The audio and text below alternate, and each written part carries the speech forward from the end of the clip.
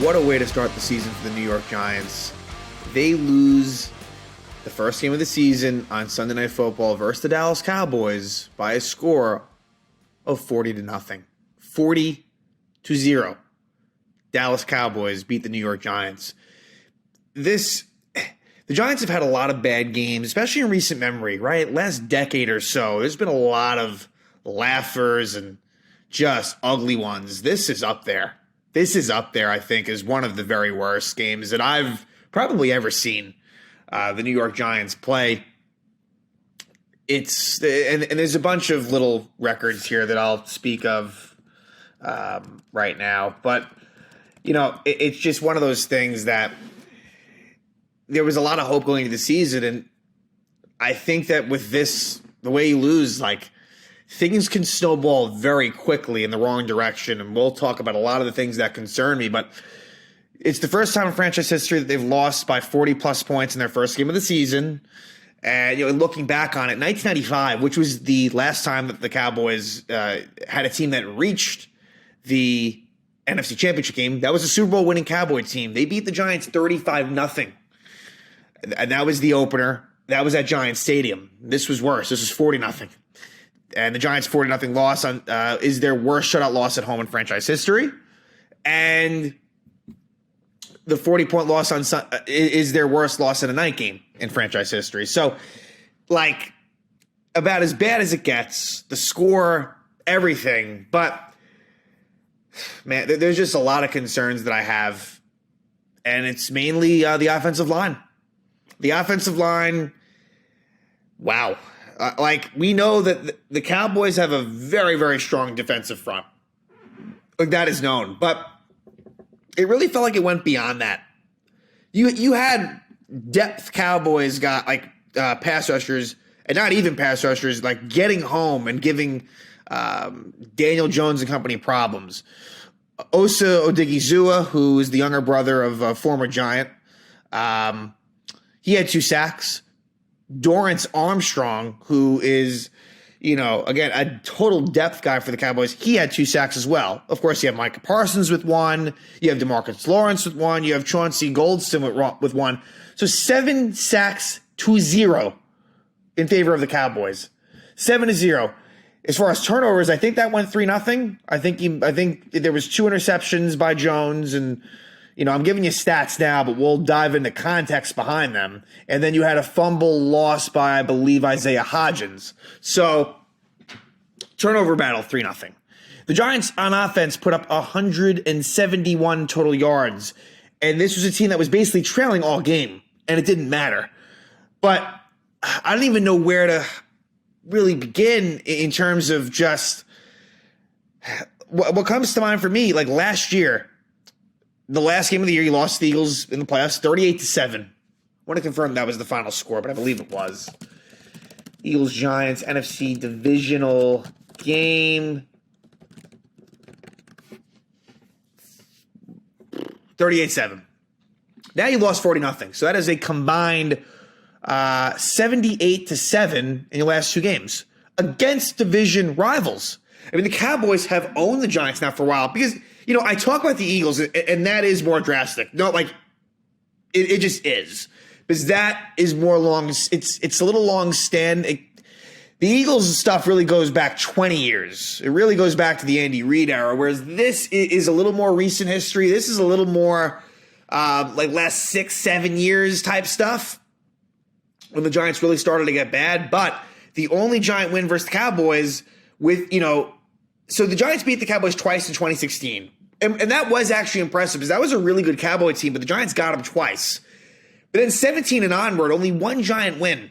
And that was in 2020, the last game of the season where the Giants beat the Cowboys. And that was a game where both teams didn't have great records, but it was a bad NFC East. And the Giants did win that game to give themselves a chance to win the NFC East, where then the Eagles laid down on Sunday night to Washington. And so you look back on that game and you almost wish you lost it, right? So the one time you win, you might have even been better off just losing. But that's how bad it's been. And the offensive line, that to me is the big thing here. Daniel Jones did not play well either. Daniel Jones really, really struggled in this game. Never looked comfortable. Two interceptions. One of them wasn't his fault. The other one was absolutely his fault. He ends up 15 for 28 for 104 yards, no touchdowns and 2 interceptions. He did have 43 rushing yards. He was 13 for 43, a long of 11. So, nothing crazy there. But, Saquon Barkley, who honestly was probably pretty effective early. And then the Giants went away. The Giants were running the ball with some success, and they kind of went away from it. Barkley ends up with 12 carries for 51 yards. He also had 3 catches for 12 yards. But he also was involved in the first interception, which was a pick 6. I haven't even gotten to the fact of really, once I get into sort of the play-by-play here, of where this game broke down and where it was all lost and they never recovered.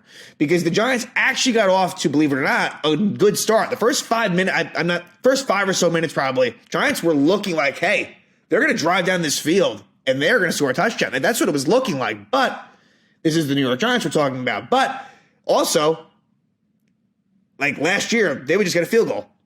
That didn't happen this time. The field goal ends up getting blocked and returned for a touchdown. And then from there, it was over. So, in terms of any injuries that injuries coming out of this game, and it's always tough. Nothing is completely concrete here. But Andrew Thomas was dealing with a hamstring issue, and he got hurt on that blocked field goal. He would continue on. They would take him out, and we'll talk about where Brian Daboll completely lost me in terms of leaving Daniel Jones in the game based until the end. That is just pure ridiculousness, and he is lucky that Daniel Jones didn't get hurt. I totally disagree with Daboll. I mean, I understand, you want the confidence to build.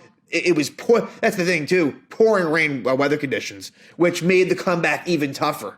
The weather was terrible, and more reason for Daniel Jones to have absolutely been sat out. Craziness that he would have left him in there basically till the very end of the game. Just asinine. But Thomas, I'd like to think he'll be okay, but if Andrew Thomas is hurt, honestly, it's season over. If Andrew Thomas is going to be hurt, let's say, for any length of time here, I think that's it. But I think it's a good sign that he was able to finish up. Essentially, finish up, meaning if the game was close, he would have basically stayed the whole way through. But Andrew Thomas wasn't great either tonight. So that's also he is, of course, way low on the list of concerns. But my point being, how effective will he be with the compromised hamstring? That's something to think about. So there was that. Deontay Banks left the game with cramps. Seemed like it happened at the end of the first half and never returned. So it doesn't sound overly serious. So he should be okay. We did see Graham Gano went for x-rays. Apparently he's okay. He also got hurt, I think, on that blocked field goal. But apparently it sounds like he'll be all right. He then did miss a field goal later, which is very uncharacteristic for him. And what else? Matt Parrott, who came in. I haven't heard anything. I mean, obviously Matt Parrott's low on the importance depth chart, although with the offensive line, really any of them in some ways are important. Looked like Parrott got hurt pretty badly, but not really sure on that. I'll try to think if there was any other injury things. I don't think there were. Shane Lemieux was the only, I think, real healthy scratch. I can't remember if DJ Davidson was hurt or healthy enough to go, but no Wan'Dale Robinson. Darren Waller did come into the game with hamstring issues, which is very unfortunate. However, seemed like he was no worse for wear. A few of the bright spots did involve Darren Waller. He had 3 catches for 36 yards, but just the stats are wild. Hodgins has the 24-yard catch. That was his only catch, and he fumbled it away. So Darius Slayton 3 for 15, Paris Campbell 1 for 2, just craziness. Jalen Hyatt's 1 target, drops it, just bad. Trey Hawkins had a really bad pass interference penalty. Adoree Jackson got caught up in a. It wasn't a pick play. He just got caught up in a bit of a route run by the Cowboys, and it freed up CeeDee Lamb wide open. So everything that could go wrong did go wrong. But let's get into it. So the first drive, honestly, looks promising. It actually did. And a great way to start the season off. Yeah, like I said, first 5 minutes or so, you're looking pretty good. And I'll tell you where everything kind of turned.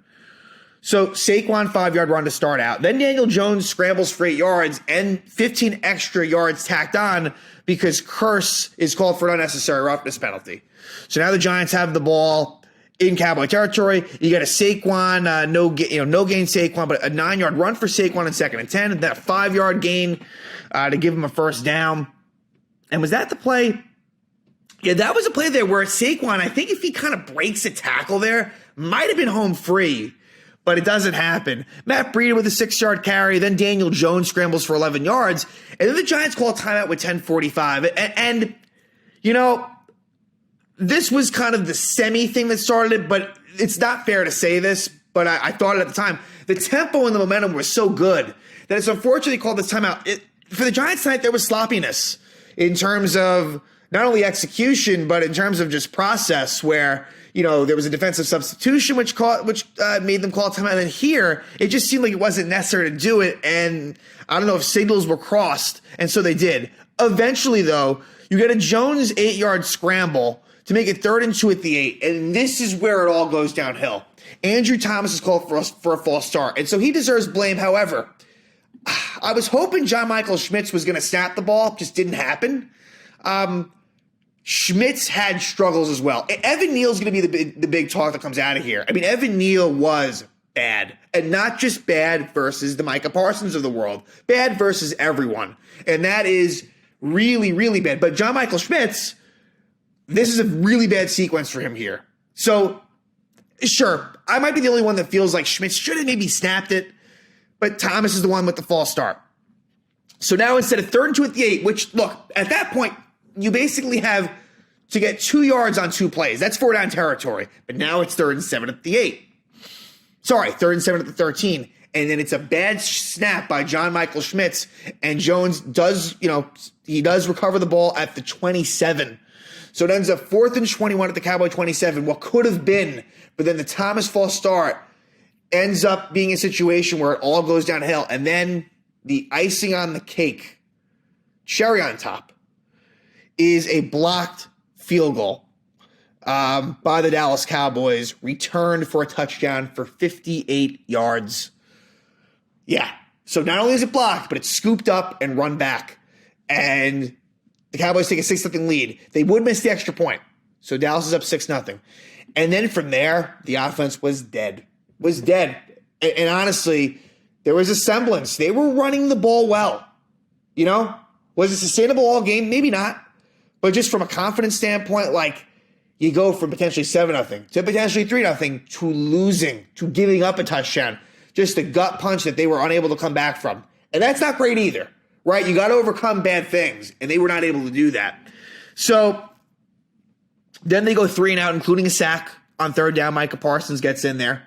And then Gillen punts away, actually a good punt that, prevents Dallas from a good field position. And then you have this 3rd and 4 at the 32 of Dallas, and it's a 49-yard catch for CeeDee Lamb, mostly a catch and run. And like I said, Adoree Jackson sort of got, unfortunately, tangled up, and then CeeDee Lamb just makes an easy move around Xavier McKinney. As far as the defense is concerned, there's not a whole lot of good things I could say about any of them, honestly. None of them. I guess Nunez Roches had a couple of nice plays, and Micah McFadden actually as well, but it was really, really bad all around. It's the thoughts here are more on the offense than they should be, but the defense was not good either.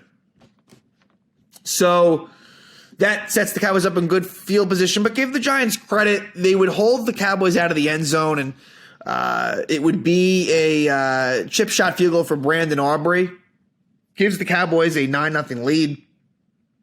And then the next drive, a sack by DeMarcus Lawrence on the first play. Eventually 3rd and 19 at the Giants 16. 9-0 game at this point, right? So it's not completely out of hand.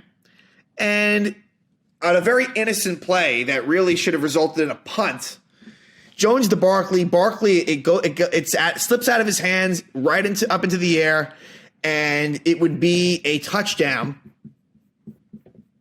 for the Cowboys, and it would be returned by, who got the return? Deron Bland gets the pick 6 for the Cowboys to give them a 16-0 lead. And for me at that point, it's over. And it would be. And then the Giants go 3 and out again on the next drive. And then the Cowboys, now we're going into the second quarter, 3rd and 12 at the 18. So it's a 16-0 game at this point. Obviously not looking good, but, that is, you're still, as much as I kind of thought it was over, you're still kind of in it. Super early, down by 2 scores even, technically. And a really big defensive pass interference on Trey Hawkins, who had good coverage on Brandon Cooks. He did. He was right there with him. And it was the right call, right? I mean, this is not a game that you look back at, because there's games that even can be out of hand that you kind of put, blame the refs. Not at all here. Not at all here. This is all on the Giants. And Trey Hawkins is deservedly called for pass interference. That was a huge penalty on a 3rd and 12. Now they have the ball in Giant territory. But again, the Giants and there was a 4th down conversion on a Brandon Cooks catch, 4th and 3 at the Giant 38. But eventually, the Cowboys settled for a field goal. So the Giants, kind of bend but don't break defense, even though, again, they didn't look good. And Aubrey gets a 38-yard field goal, makes it 19-0. And then first play of the next drive, really probably the worst play of Daniel Jones' night. Just trying to make something happen that wasn't there. He should have just threw it out of bounds or went out of bounds.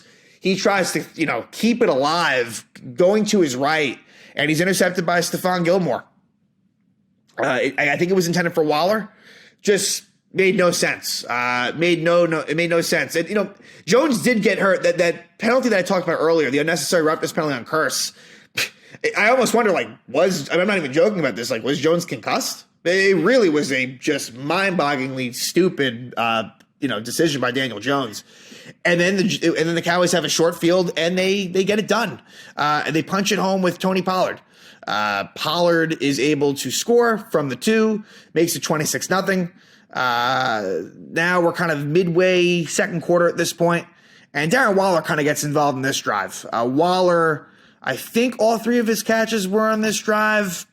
Let's see, 1, 2, and 3, including a 4th down conversion as well. And so you end up in a situation, again, there was a sack here. They end up in a bad spot. It ends up 4th and 14 at the 18. And Gano misses wide left from 36. You don't normally see Gano, again, who recently got that contract extension, who we found out was, hurt to some level. He misses. And so the score remains 26-0. And that would be the score at halftime. The Cowboys get the ball coming out of the second half, and what do? They drive the field for a 10-play, 75-yard drive, capped off by another touchdown for Tony Pollard.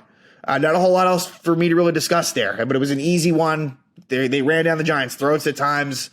It was easy. So now it's 33-0. The Giants do get a first down here, a 4th down conversion where Saquon Barkley, honestly, in some ways this game could have been worse. There was a missed interception by the Cowboys at one point. I thought in this drive that the Giants had to delay a game that they didn't call. So eventually it leads to a punt. Cowboys punt themselves. The Giants have the ball now late third quarter. Saquon Barkley has an 18-yard run, but ultimately on a 4th and 8 at midfield, Daniel Jones' incomplete pass to Hodgins. He was being chased. There was a holding penalty on Andrew Thomas that was declined. So now the score is 33-0 heading into the 4th quarter. Starters were still on both sides, and I thought that was weird on both ends. Why would Dak Prescott and company still be in the game up 33-0? And again, the weather was fucking terrible. Why would Daniel Jones be in the game as well? That, to me, Brian Daboll is very lucky that nothing went wrong there, because my God, would he have, he would have never heard the end of it if Daniel Jones got hurt. Anyway, Cowboys drive 8 plays, again, short field, 8 plays, 50 yards, capped off by a Turpin 7-yard touchdown on a 3rd and goal at the 7. And this was Dak and company. Then the Giants actually get a nice play, but they fumble it. An Isaiah Hodgins 24-yard reception ends in him fumbling the ball, recovered by the Cowboys. The Cowboys go 3 and out. Then the Giants kind of meander around, and there was penalties and sacks and everything. And ultimately, the drive ends with no points, and that would be so Daniel Jones was in there with 3 minutes left in the game, a little more than 3 minutes left in the game. Just craziness, again, especially considering the weather conditions. And that would be it. Tyrod Taylor would come in for the last drive, and, nothing happens. The Giants lose 40-0. Just unbelievable. in every which way. Just embarrassing, pathetic. And next week, and I mean, considering what just happened here and considering your schedule, I think this is a must-win game. So you're playing the Arizona Cardinals next week. Now, this is a team that actually gave Washington a scare, a legitimate scare. So, and if the Giants play the way they did, you cannot take anyone lightly. You should not take Arizona lightly. But if there's a win to be had on your schedule, this would be the one to have. Now, after you play them, you go to San Francisco for a Thursday night football game. Then you have a Monday night game home against the Seahawks. Okay.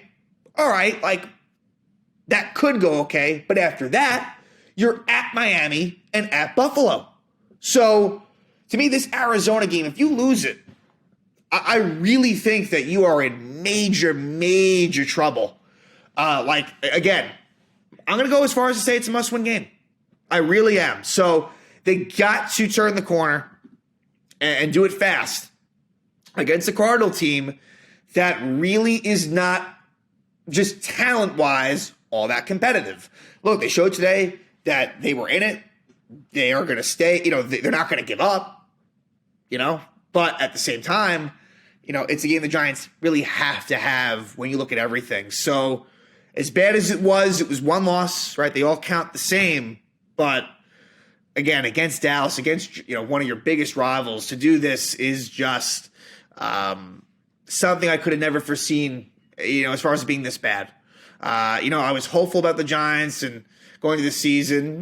Realistically, right, I thought that the Giants would, and it still might be the case. I thought that this team is about a 500 football team, give or take. If things break their way, above 500, if not, below, and that may still play itself out. But, wow, we will remember this game, unfortunately, for a very long time. This will go down as a very infamous loss in Giant history, and everyone should be embarrassed from top down. And, Joe Shane, who, we've all praised, as the season goes on, that 2022 draft is going to be scrutinized. When you think about Kayvon Thibodeau as the number 5 pick, Evan Neal is number 7, and the fact that you had 11 draft picks thereabouts that came from that draft, and what are you going to come away with it? How are you going to come away from that?